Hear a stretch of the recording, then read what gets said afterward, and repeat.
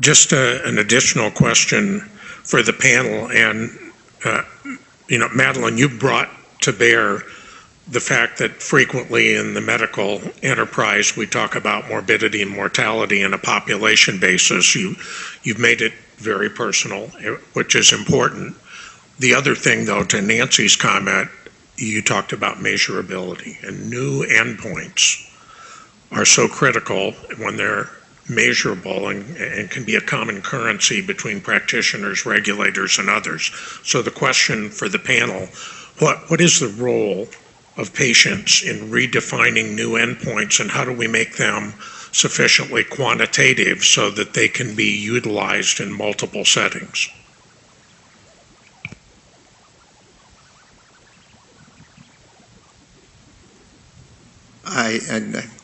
That's a good question, and I think I would defer to Madeline to give her perspective.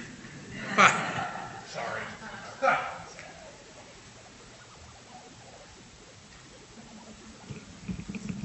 Well, I guess it is very personal, and it's hard to be objective when you're talking about yourself, and it becomes very subjective. But we do know what feels better. I mean, I know, here's one small example, and again, it's anecdotal, but the B12 injections that have been rejected as a treatment, oh golly, I get them twice a week, and what an energy and strengthening boost do I get from that. But it's not considered useful, I guess. I don't know, but I know of other people who feel the same response. So I guess we need to listen to the patients who take various medications and their subjective feelings about how they affect their disease, because we do feel it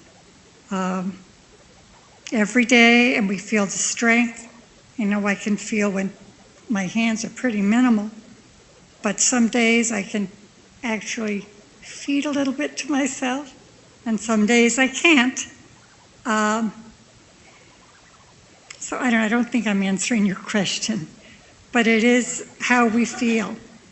Do we feel the drug has been helpful? I mean, as I mentioned in my first talk, I've taken a lot of meds, and some of them I stop because I don't think they're doing anything for me. And others I want to continue because I think they might. And I don't have objective hard data. I cannot prove it. It's not a double-blind study, but it gives me some control over my existence. And I do feel a difference with some things. So I think we have to ask the patients how they feel. Does that help? Thank you.